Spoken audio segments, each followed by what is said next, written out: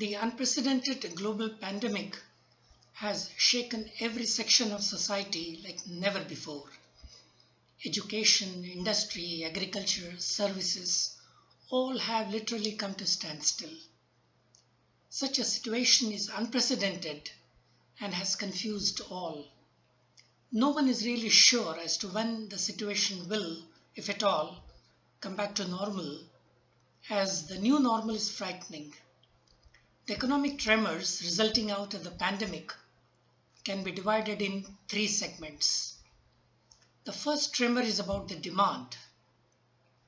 As quarantines, travel restrictions, and global disruptions have thrown a stick in the spokes of consumer goods and services, tourism, hospitality, agriculture, in addition to many other sectors, have been very badly hit. The second tremor is about the supply, as the complex global supply chains that make the world go round are continuously disrupted and halted without a clear resolution in sight. The third tremor is about availability of finance, as lack of cash flow and liquidity threaten to sink enterprises in an economic environment where the global financial safety net is strained, stretched, and international cooperation is in jeopardy due to the pandemic, and to make matters worse, also due to many complex geopolitical factors. The closure of industry, big, medium, small, and micro, has thrown the financial system in complete disarray. India witnessed millions of workers migrating often by foot to the villages as factories shut down. The companies that they were working for disowned them, and overnight landlords refused to provide shelter. Salaries were abruptly stopped. Though the government offered rations and some money to tide over, that's hardly sustainable and is at best a palliative measure. It is estimated that around half of the world's population has no saving left to sustain themselves. And this situation that started some 7 months back is likely to continue till indefinite future. Needless to add that the worst sufferers are the people engaged in small and micro industries and a large section of smallholder farming community which literally lived on a month-to-month basis without any saving. COVID-19 has created significant demand side pressure that may worsen food insecurity on every continent owing to loss of incomes and potential food price increases caused by stock shortages and depreciating currencies. The list of countries that have seen the currencies devalued is staggering. Mexican peso, Colombian peso, Russian ruble, Uruguayan peso, Brazilian real, South African rand, Sudanese pound, Zambian kwacha, Chilean peso, Turkish lira, and the list goes on. In the short term, with the closure of restaurants and hotels, demand for higher-end food categories such as meat and fresh produce has already been depressed in most countries. Talking about Africa, in the middle to long term, internal demand is likely to fall as more than 150 million Africans could lose all or part of their livelihoods as a result of this pandemic. Job losses are likely to disproportionately affect low-income earners and informal jobs in urban areas. Factoring in the impact of these job losses on dependents, assuming a family of 4, it is likely that between 400 million to 460 million people in Africa are facing the prospect of reduced or in many cases zero incomes. Given that lower income households often spend 60 to 80% of their income on food, even a moderate reduction in income could lead to nutritional problems like skipping meals, reducing calorie intake, or switching to less nutritious but cheaper foods. There is also the added danger in Africa and China of people eating animals and birds that create new strains of diseases. This is likely to be exacerbated by school closures, given that school meal programs are often a major source of nutrition for children. As per data, around 100 million children who used to have the midday meal are now without meals, as the food that is supplied in the school have been terminated for past 5 months.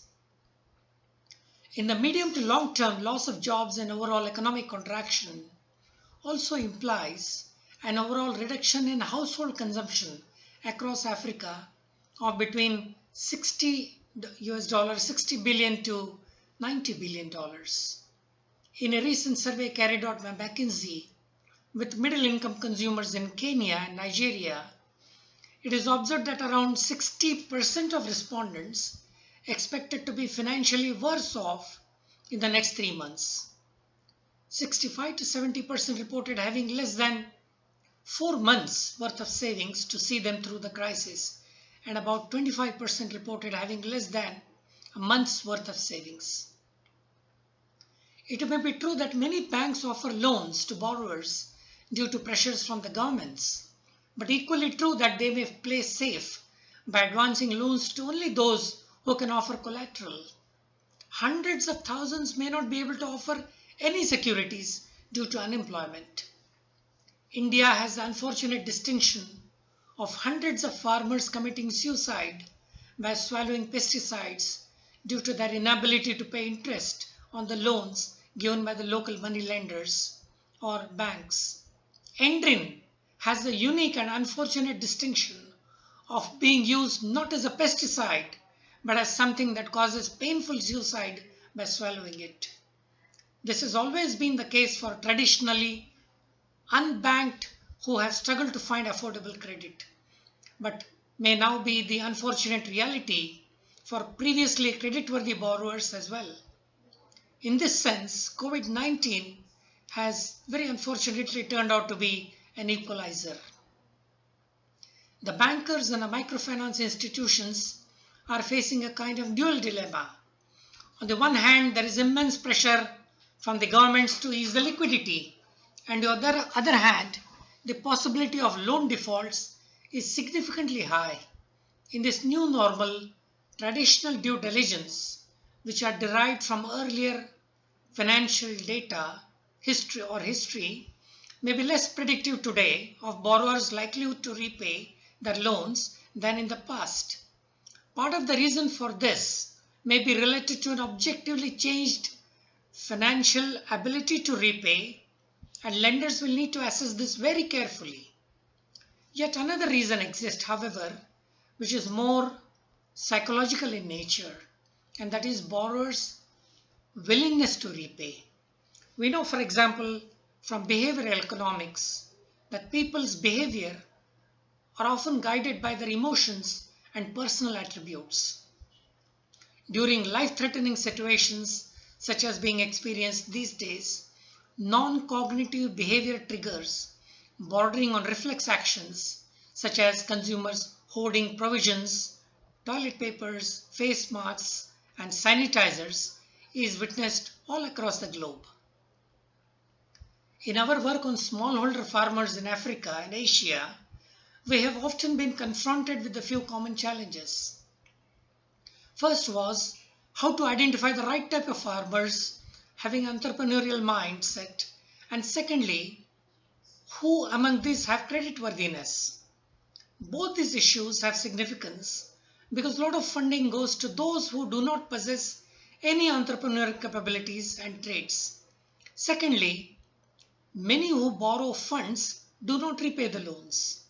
Thus, any pilot project with them does not become scalable. As it is, Africa is full of such short-lived pilots that never have gone to scale. The smallholder farmers are perennially short of funds. As stated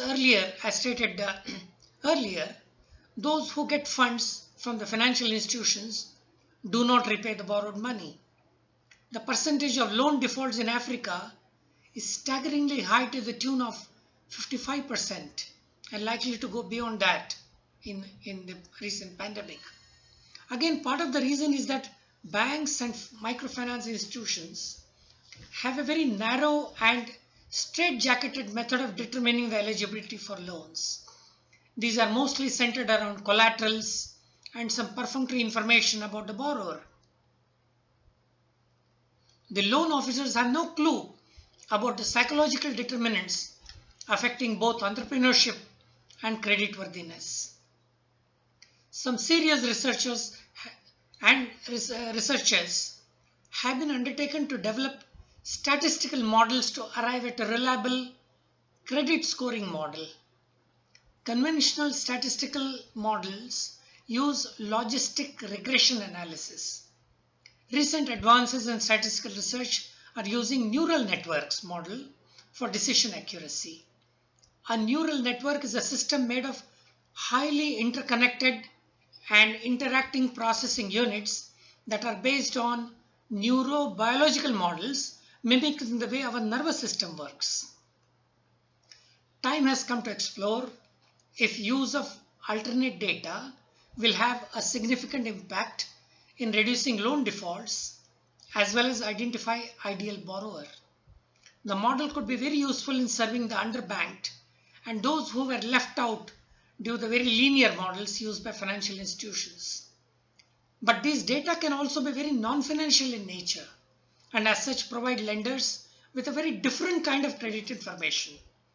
Non-financial data may include relevant aspects of a borrower's personal character traits, which are critical for good borrower behavior. Traits such as integrity, responsibility, truthfulness, conscientiousness, and trustworthiness are all needed to maintain good loan performance over time. Willingness or intention to pay often overweigh our ability to pay.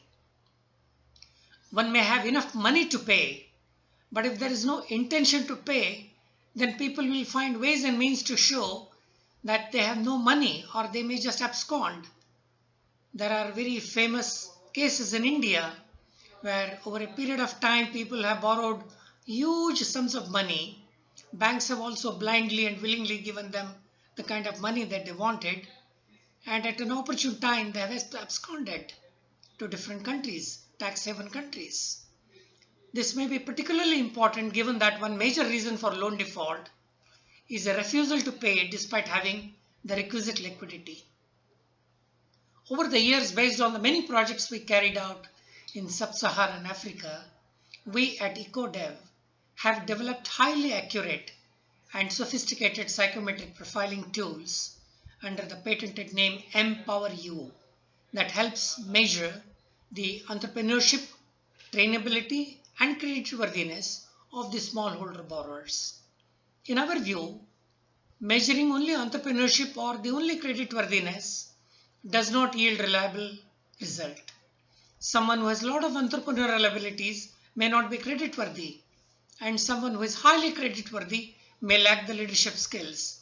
Thus, we need to measure both these factors and study their interplay. The tool, which we call as EmpowerU, has been successfully deployed in Senegal, Tanzania, Kenya, Mozambique, and Bangladesh and India over a varied sample consisting of smallholder farmers, extension officers, dealers of fertilizer and seeds input companies, as well as marketing staff of these companies. In doing the analysis and profiling, we have adopted a unique approach which we call as constellation of traits, as well as the neural network logic. The theory of constellation of traits assume that a major trait is like a planet or a star around which several minor stars form a kind of galaxy or a constellation. Each major trait may have few positive and few negative attributes. Through the psychometric instruments, we figure out the constellation of these traits and subtraits that gives us a clue about the smallholder farmer and his borrower behavior. Using the neural network example, a major trait or a group of traits are like the brain that has linkages to several subtraits that exchange and process information exactly the way the interaction between the brain and the nervous system takes place. In this presentation, let me articulate our findings on creditworthiness. Our research has indicated that creditworthiness of a borrower gets manifested through several habits which we can observe, such as the food habits, the physical habits, the social habits, the financial management habits, and his overarching achievement motivation. The manifestation of these habits determine and gives a clue very accurately and reliably to that person's creditworthiness. Unless we understand the interplay of this constellation, simply looking at the collateral of the borrower and determine his or her creditworthiness is a very limited way of looking at this whole gamut of creditworthiness. To elaborate on this, we have observed that a creditworthy borrower exhibits some of the traits which I will mention now. Like, he will purchase only those food items that are healthy and necessary, does not believe in wasting of food, plans what is to be bought beforehand. His eating routine is well established, and I'm talking about his food habits and linking it to creditworthiness. Has regular medical checkups, has no craving for junk food. Now juxtapose this with the less creditworthy borrower, who is often seen as very impulsive in purchase of food items. Usually he will order more than what is needed. Obviously, as a direct result, there will be a lot of wasted. A visit to his kitchen will show very unplanned kitchen. There will be no routine pattern in his eating. There will be craving for junk food. It's very dangerous for these guys to have debit or credit cards, because they will be on a purchasing spree of junk food items. Now, what are the physical habits of a creditworthy borrower? He or she believes in regular exercise. They are able to control their physical desires. They can sacrifice physical desire for long-term goals. There is tolerance for physical discomfort. Now contrast this with less creditworthy borrower. There will be unnecessary risk taking. There will be impulsiveness visible in thought and action. And what I have seen is these less creditworthy borrowers have a obsession, obsessive compulsive neurosis, OCD, for taking selfies and posting it on the Facebook, LinkedIn, Twitter and whatnot, and always looking for sensation. Urge to impress everyone. They need not impress, but this becomes a compulsive disorder, and they're always pretentious. What are the social habits of creditworthy borrower? They are not very sociable but very easygoing with people, have good seamless networking ability, not very autocratic but quietly assertive. They listen, they are good listeners, and ability to introspect, especially when they get a negative feedback, they try to absorb that and try to change their behavior. What are the less creditworthy borrowers' social habits? Often it is seen that they are withdrawn and they are loners, often critiquing others, difficulty in forming relationships. Several divorces is a very common kind of a phenomenon. No listening, non-conformism. On a minor issue which has no consequence, they will get into argumentative mode.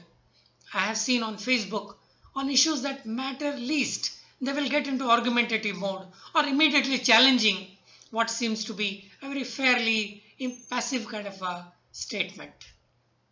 On money management, what are the signs of a creditworthy borrower? They believe in proper financial planning, proper adequate diligence, no impulsive purchase or no impulsive investment. They try to live within means. They don't have any unrealistic risk appetite. They will resort to loans only as a last resort or when it is a must. Now juxtapose this with people who are less creditworthy. No financial planning, impulsive spending, living beyond means, buying things which are really unnecessary, getting swayed by temporary advantages or benefits, and above all, living on credit cards. A quick look at their credit card spending pattern will give you enough clues about their creditworthiness. Achievement motivation. Now, those who are highly creditworthy, they have a significantly high degree of conscientiousness. Their belief in themselves, what we call an internal locus of control, is very high. They're passionate about their work or project. They believe in sound planning and forecasting, and usually they maintain equilibrium. Now, contrast this with less creditworthy people, we see poor work ethic, tendency to adopt shortcuts, giving wrong information about their planning, their saving, or their business plan, no due diligence, and always take an easy approach, prefer means to end. To conclude, we would like to impress upon the fact that in the new normal, which is forced upon us because of the pandemic, which is likely to continue in the foreseeing future, we need to evolve novel ways to determine the borrower creditworthiness and quickly ensure that the poor and the unbanked community of smallholder farmers and migrant workers, they are provided a lifeline after determining their psychological creditworthiness and entrepreneurship. Such an intervention can go a long way in ensuring emotional well-being as well as ensuring food security for the world. Towards this objective, we at EcoDev are committed to offer assistance to banks, financial institutions, governments,